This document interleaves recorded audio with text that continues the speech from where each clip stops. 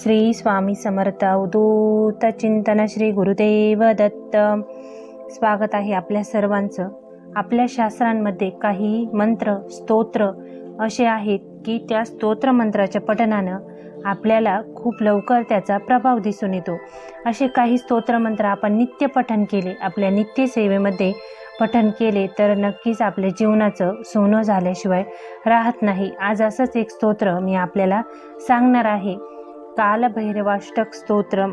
ह्या स्तोत्राचा फायदा कशासाठी असतो तर कोणत्याही गोष्टीसाठी आपण विनाकारण आपल्याला कोणी त्रास देतंय, आपली चूक नसतानाही आपल्याला कोणाकडून मानसिक त्रास होतोय, आपले काही व्यवहार अडकलेले आहेत किंवा जमिनी संबंधित आपले काही प्रश्न आहेत किंवा आपल्या घरामध्ये जारण मारण उच्चाटन तांत्रिक क्रिया काहीही असू द्या, बाहेरील बाधा असू द्या, भूतबाधा असू द्या, ह्या सर्व गोष्टींवर हे स्तोत्र अत्यंत फलदायी आहे।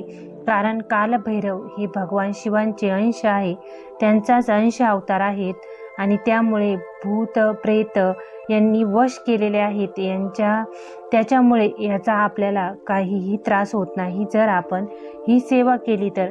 आता काही विशिष्ट वारी कालभैरवाची जर सेवा केली तर त्याचे काही उपाय केले तर त्या प्रश्नासंबंधित नक्कीच आपल्याला उत्तर मिळते।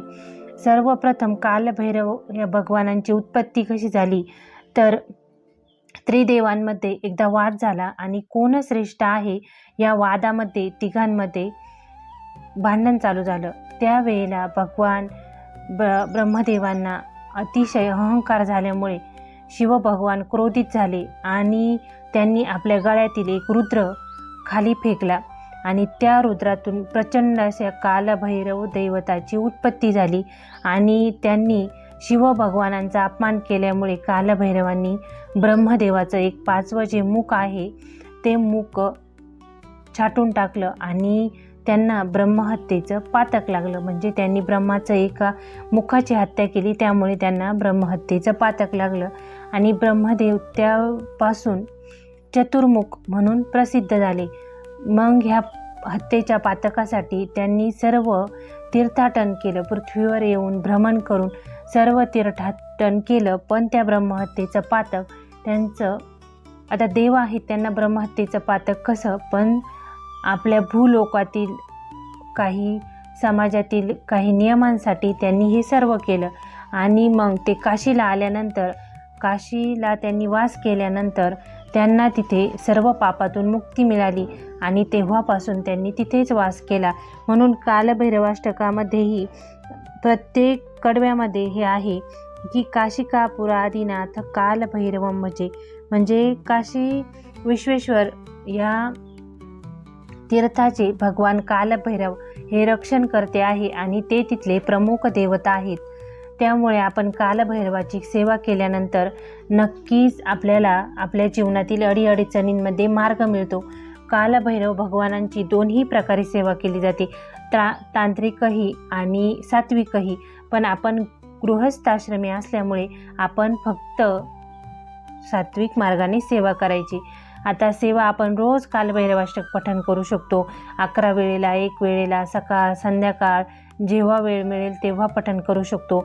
आता ज्या व्यक्तींना निद्रानाश आहे, ज्यांना झोप येत नाही, ज्यांना वाईट स्वप्न पडतात, ज्यांना अमावस्या पौर्णिमेला खूप अशांत होतं, त्या घरामध्ये हुरहुर वाटते किंवा एखाद्या घरामध्ये अमावस्या पौर्णिमेला खूप वाद होतात, घरामध्ये तुमच्या अचानक काही अशा वस्तू आढळतात की ज्या निगेटिव्ह गोष्टी खेचून आणतात, जसं लिंबू, आपण लिंबाला भारलेलं, सोया टोचलेल्या किंवा भात आपल्या घराच्या आजूबाजूला पडलेला असा दिसला किंवा काळी बाहुली, तर ह्या तांत्रिक क्रिया करून कधीकधी आपल्या वाईटासाठी कुणीही आपल्या घराजवळ आसपास परिसरात टाकून देतं की जेणेकरून त्या आपल्या पायाखाली आला, आपला स्पर्श शरीराचा त्याला झाला की त्या गोष्टी आपल्याला लागू होतात आणि तिथून पुढे आपल्याला त्रास सुरू होतो। मग आपण काय करायचं आहे, कालभैरवाष्टक नित्य पठणच करायचं आहे।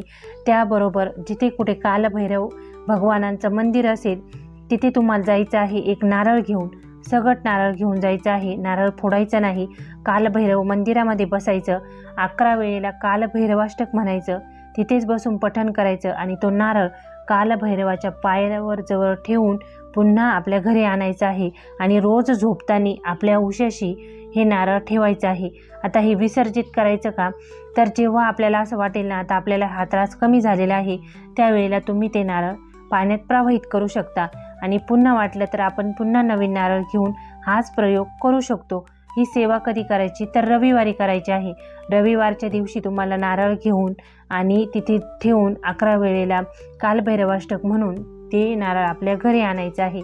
आता ज्यांचे कामं अडकलेले आहेत, कोणतेही तुमचे व्यवहार अडकलेले आहेत, काही गोष्टी पुढे जात नाही आहे, व्यवहारामध्ये खूप अडचणी येत आहेत, काही उत्पन्न मिळत नाही आहे, तर अशा वेळेला तुम्ही काय करायचं आहे, कालभैरव भगवानांना नारळ अर्पित करायचं आहे. कितीही अर्पण करा, संख्या तुमच्या ऐपतीनुसार अर्पण करायचे, पण नारळ घरी आणायचे नाही, ते तुम्हाला तिथेच अर्पण करायचे आहेत.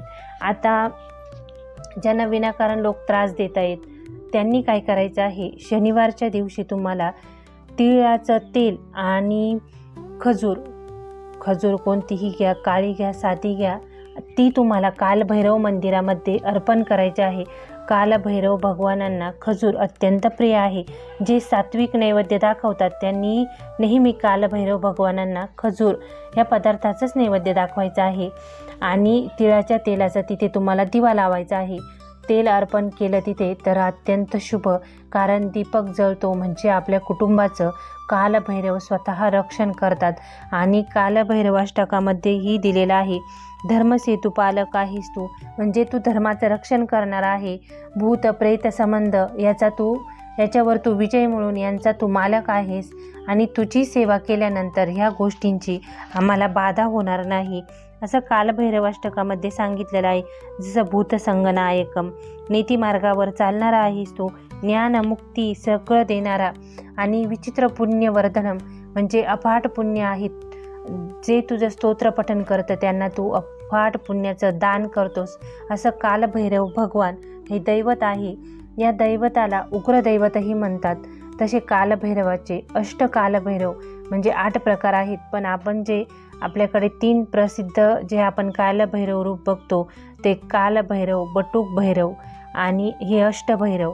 पण आपण कालभैरवाची सेवा करताना प्रत्येकाने सात्विक रूपाचीच सेवा करायची आहे, कारण तांत्रिक मार्गाची सेवा गृहस्थाश्रम्यांना ती झेपतही नाही आणि करूही नाही.